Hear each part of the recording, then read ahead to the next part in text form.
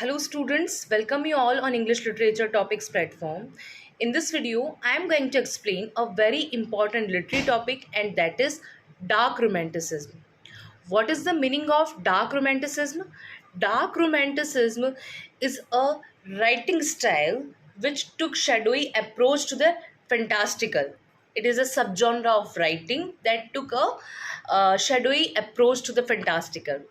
So, as the name suggests, dark romanticism means which is something related to dark, means horror, means something related to horrible things, or means something related to sinful mystery and all. So student जो ये dark romanticism जो topic है, ये बहुत ही important literary topic है। और ये रोमांटिसिज्म जो हमारा एक बहुत ही बड़ा लिटरेचर का एरा है, उसका एक पार्ट बोल सकते हो आप इसको, डार्क रोमांटिसिज्म को। डार्क रोमांटिसिज्म जैसा कि नाम है, डार्क, डार्क मतलब कुछ डरावना, कुछ हॉरर। सो आप कुछ गॉथिक बोल सकते हो इसको, डार्क रोमांटिसिज्म को, मतलब समथिंग गॉथिक, है ना। जो मैंने वीडियो बना रखा है गोथिक लिटरेचर पे, आप उसको देखोगे तो इसको भी आपको समझ में आ जाएगा, ये जो हमारा आज का टॉपिक है जो डार्क रोमांटिसिज्म है। सो डार्क रोमांटिसिज्म में कुछ अमेरिकन जो है राइटर्स हैं, पोएट्स हैं, उन्होंने कुछ राइटिंग्स लिखी है जिनकी थीम रही है हॉरर, मिस्ट्रीज, सिंफुल, सिंबल्स, ठीक है, कुछ ये सब थीम्स रही है। तो डार्क रोमांटिसिज्म में वही पोएट और राइटर्स जो हैं इंक्लूड हैं जिनकी थीम मिस्ट्री, सिंबल्स, और जिनकी थीम एक तरह से डार्क रही हो, जिसमें सुपर नेचुरल एलिमेंट्स दिखाया गया हो। सो आई होप जो डार्क रोमांटिसिज्म है वो इन शॉर्ट इसका मीनिंग जो है यही है, और आपको समझ में आ गया होगा। अब एक बार आप नोट्स जो हैं उसके पॉइंट्स ज़रूर सुन लें। Dark romanticism means a sub genre of writing that took a shadowy approach to the fantastical. ये मैंने आपको बताया कि ये एक सब जॉनरा ऑफ राइटिंग है और ये शेडोई अप्रोच करता है फैंटास्टिकल को। Dark romanticism like Edgar Allan Poe, Nathaniel Hawthorne and Herman Melville, ये सभी अमेरिकन राइटर्स और पोएट्स हैं। Something called gothic were more pessimistic and found the darkness and evil in the aspect of the universe. इन्होंने क्या है क्या किया है कि अपनी जो राइटिंग लिखी है, अपने जो वर्क्स हैं, उनमें एक तो ये बहुत ज़्यादा पेसिमिस्टिक रहते हैं। पेसिमिस्टिक मीन्स निराशावादी, ठीक है। तो इनकी राइटिंग्स में कुछ पेसिमिस्टिक नज़र आएगा। उसके अलावा found the darkness and evil in the aspect of the universe, और इनकी राइटिंग में जो है डार्कनेस रहेगी, ठीक है, कुछ मेलनकलस रहेगा, लाइक सो। इसके अलावा as the result their writing typical has the following characteristic, इसके कुछ कैरेक्टरिस्टिक्स हैं, like lots of creepy symbols और हॉरिफिक थीम। ऑब्वियस बात है, क्रीपी सिम्बल्स रहेंगे। एक तरह से आपको, जैसे मैंने बोला अभी, रेड रोज़, तो ये जो सिंबल है रेड रोज़, इसको सुन के आपके माइंड में बहुत अच्छी चीज़ें आएंगी, लाइक लव, ठीक है, ऐसा कुछ। और अगर मैं बोल दूँ ब्लैक रोज़, तो आपको कुछ अजीब लगेगा सिंबल। ये ब्लैक रोज़ जो है, ये एक सिंबल ऐसा लगेगा आपको कि ब्लैक मतलब समथिंग बैड, ठीक है। सो ऐसा ही कुछ सिंबल्स का जो है रूल है। और psychological effect of guilt and sin, obvious बात है कि गिल्ट और सिन से हमारे माइंड में साइकोलॉजिकल इफेक्ट होता है। लाइक मैंने किसी का मर्डर कर दिया, तो मैं शांति से तो नहीं बैठ पाऊँगी अगर मैंने किसी का मर्डर कर दिया तो। आई एम जस्ट किडिंग, ऐसा नहीं है कि मैंने कर दिया। सो मेरे साथ क्या होगा कि मुझे गिल्ट रहेगा, और मुझे कहीं ना कहीं हो सकता है कि मैंने जो मर्डर किया है उसका इमेज मुझे दिखे। आपने जो है मैकबेथ तो ज़रूर पढ़ा होगा शेक्सपियर का। उसमें क्या है, उसमें जो मैकबेथ है उसको यही तो हो रहा है। अगर वो मर्डर कर रहा उसने कर दिया है किंग का, तो उसको वही सब उसके माइंड में दिख रहा है, पागलपंथी सवार हो गई है लेडी मैकबेथ को और मैकबेथ को। तो ऐसा ही कुछ जो है इसमें ये जो राइटिंग्स है डार्क रोमांटिसिज्म की, उसमें ऐसा ही कुछ आपको देखने को मिलेगा। गिल्ट है, सिन है, ठीक है, साइकोलॉजिकल इफेक्ट देखने को मिलेगा, specially related to guilt and sin. For the dark romantics, sin and evil were everywhere, so their symbols often represent evil entities, इसमें क्या होता है कि जो एविल और सिन है वो सब जगह दिखता है, तो इसके जो सिंबल्स हैं वो रिप्रेजेंट करते हैं एविल एंटिटीज़ को, मतलब बैड जो सिंबल्स हैं वो रहते हैं। These symbols often reinforce one of many horrific theme found in the story. और जो है हॉरिबल थिंग्स होती हैं इनकी स्टोरीज़ में, ये सिंबल्स जो हैं क्रिएट करते हैं हॉरिबल थिंग्स को स्टोरी में।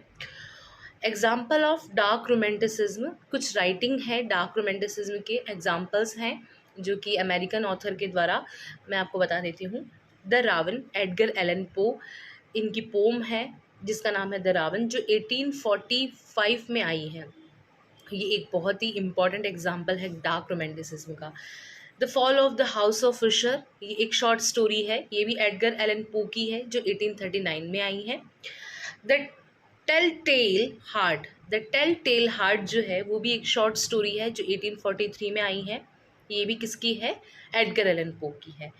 द स्कारलेट लेटर, ये स्कारलेट लेटर जो है ये भी एक बहुत ही इम्पॉर्टेंट जो स्टोरी है नेथनियल हावथॉर्न की जो 1850 में आई है। और इसके अलावा मॉबी डिक, ये हरमन मेलविले का बहुत ही इम्पॉर्टेंट वर्क है मॉबी डिक, और इसका जो सबटाइटल है और द वेल, मॉबी डिक और द वेल, ये है हरमन मेलविले का। इसमें सिन, गिल्ट, ये सब दिखाया गया। और इसकी जो ओपनिंग लाइन है कॉल मी इश्मेल, वो बहुत ही ज़्यादा इम्पॉर्टेंट है। कॉल मी इश्मेल जो है ये बहुत बार एग्जाम में क्वेश्चन भी आता है कि कॉल मी इश्मेल जो है वो कौन से वर्क की ओपनिंग लाइन है या किससे ली गई, तो मॉबी डिक हरमन मेलविले ने लिखा है, उसकी है। उसके अलावा एक और है बार्टले बाय द स्क्रिवनर, ये भी किसका है, हरमन मेलविले का वर्क है, बार्टले बाय द स्क्रिवनर। ये कुछ इंपॉर्टेंट वर्क्स थे रिलेटेड टू डार्क रोमांटिसिज्म, मैंने आपको बता दिए। उसके अलावा आपको और भी मिल जाएंगे अगर आप सर्च करोगे साइट पे एंड ऑल।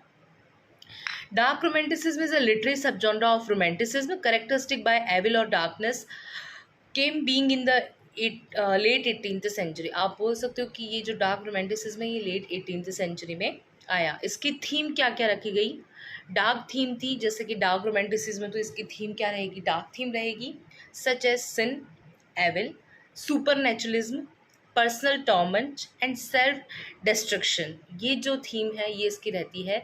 सिन, ठीक है, guilt, mystery, dark theme such as sin, evil, ये सब इसकी थीम्स रहेगी। जो डार्क रोमांटिसिज्म है वो यूज़ करते हैं, they use dark and mysterious image and contain characters such as devils, monsters, vampire, ghouls and ghost.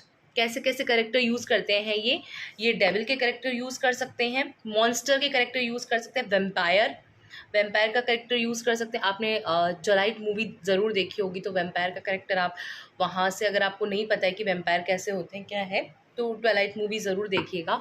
Twilight the saga, उसके बहुत सारे पार्ट्स हैं, बहुत ही अच्छी मूवी है। आपको पता चल जाएगा। उसके अलावा घोल्स, जो कि आप बोल सकते हैं राक्षस जो होते हैं, ये भी एक जो है ऐसा ही कैरेक्टर है घोल्स का। और घोस्ट आप सब जानते हैं, भूत प्रेत जो हैं। ये ऐसे कुछ जो है इमेज लेते हैं अपनी राइटिंग में, यूज़ करते हैं।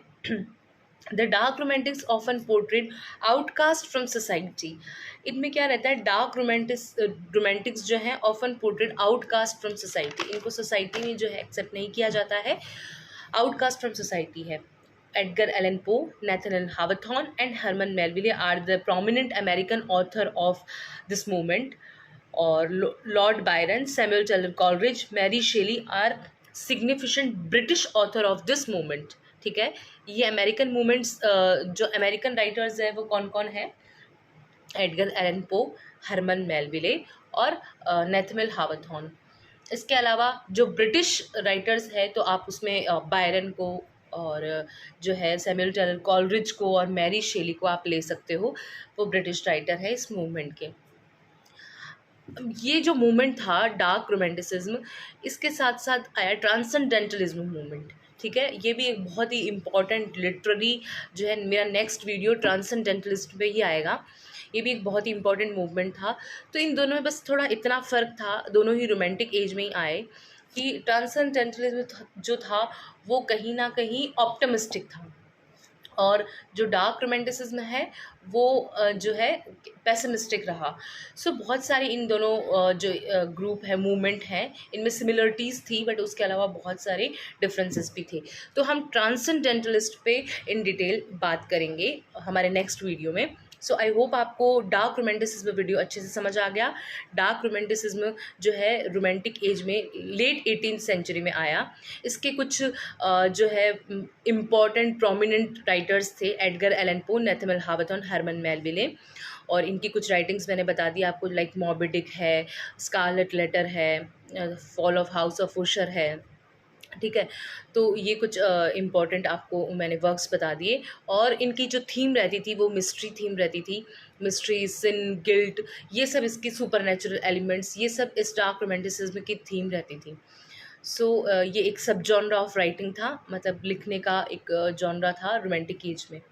सो अगर आपको ये वीडियो बेनिफिशियल लगा हो तो लाइक करें, शेयर करें, चैनल को सब्सक्राइब करें। Thank you.